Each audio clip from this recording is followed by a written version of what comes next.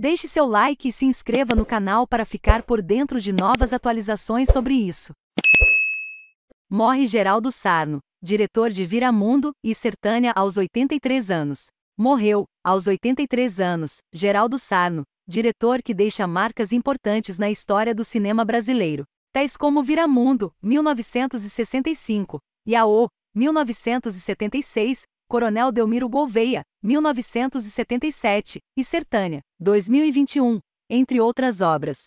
Sarno teve intensa produção, mas estes são os marcos fundamentais, que definem uma trajetória no momento em que ela se encerra. Viramundo talvez seja a mais lembrada dessas obras, em especial pelos historiadores do cinema brasileiro. Esse média-metragem, cerca de 30 minutos, fala da migração interna no Brasil, em especial a de nordestinos rumo ao Sudeste. Tema recorrente nas artes engajadas do país, preocupadas em retratar a desigualdade social.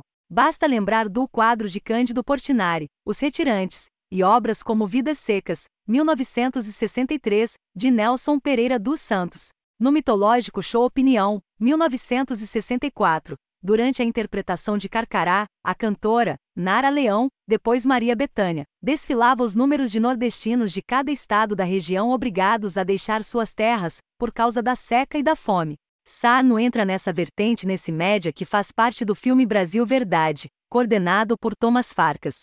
Era uma quadra em que se acreditava na arte, como transformadora dos desajustes sociais num país do terceiro mundo.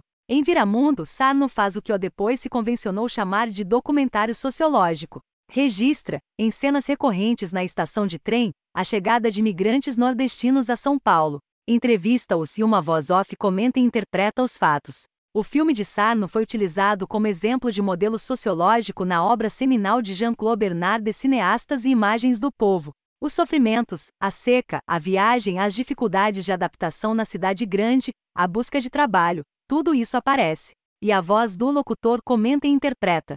É a voz do dono, conforme a ironia de Bernard. A voz do intelectual que dá sentido àquilo que o povo fala. O filme traz também o fator religioso como preponderante no que é então considerado como um fator de alienação popular. Cerca de um terço do filme é consagrado à religião vista como ópio do povo, segundo a clássica designação marxista. Hoje quase não se usa mais a narração do locutor em documentários, pelo menos nos mais empenhados artisticamente.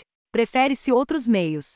Naquele contexto, no entanto, Viramundo foi fundamental. Dessa forma, tornou-se clássico. Curiosamente, Sarno, baiano de nascimento, volta à questão religiosa em Iaô, desta vez dedicando-se aos cultos afro-brasileiros. A visão, agora, torna-se oposta à de Viramundo. O próprio Bernard registra que, o que no primeiro filme era visto como alienação, no segundo vira resistência cultural. Separados por cerca de 10 anos de distância, Viramundo e Iaô devem ser vistos como um par, em que um dialoga com o outro. Mais 3 aulas disponíveis. Economista mostra como investir em um ano de eleições como obra de ficção de Sarno. Deve-se destacar o longa-metragem Coronel Delmiro Gouveia, 1979. Interpretado por Rubem de Falco, Gouveia é o empresário de uma fábrica de linhas que enfrenta a indústria estrangeira. Nessa briga desproporcional, o brasileiro acaba assassinado.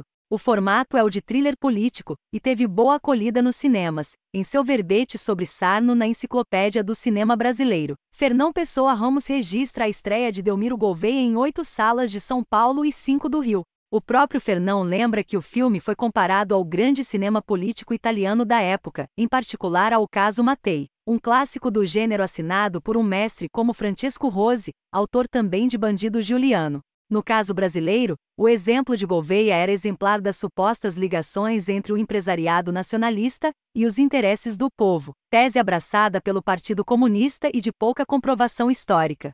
Essa aliança não podia se cumprir em face dos interesses estrangeiros, muito mais poderosos e inescrupulosos em seus meios de ação. O filme é interessante, porém, de acordo com Jean-Claude Bernard, foi feito fora de época. Fosse lançado 10 anos antes, quando essas ideias ainda se discutiam, teria maior eficácia, tanto artística quanto política. Bastante ativo no campo televisivo, ver sua série A Linguagem do Cinema, Sarno ressurgia no cinema de tempos em tempos. Em 2008 vai ao Festival de Brasília com o documentário Tudo Isso Me Parece um Sonho, resgatando a figura histórica do general pernambucano Abreu e Lima, que participou das lutas de libertação da Colômbia, Venezuela e Peru no século XIX. Em 2010 esteve no Festival de Gramado com um filme um tanto estranho chamado O Último Romance de Balzac, falando de um livro do escritor francês da comédia humana, que teria sido psicografado por um médium.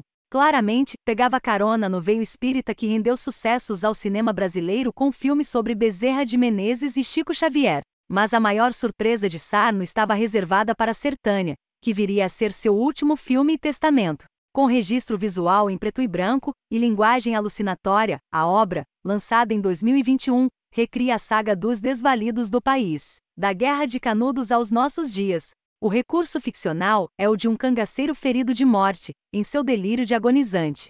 Sertânia foi considerado pelos críticos como um dos melhores do cinema nacional no ano passado. Quando fez, Sarno já passava dos 80 anos e filmava com alma jovem, sem perder aquela que foi sua característica principal ao longo da vida, a pegada documental, mesmo na ficção, e o sentido político da obra, com opção clara pelos desvalidos de uma sociedade injusta. Deixa um belo e grande legado. Saiba mais após dizer que Gustavo Lima é pai de sua filha. Mulher pode ser processada mais horóscopo. Confira a previsão de hoje para seu signo. Mais um gêmeo se tornou vegano, o outro comeu carne.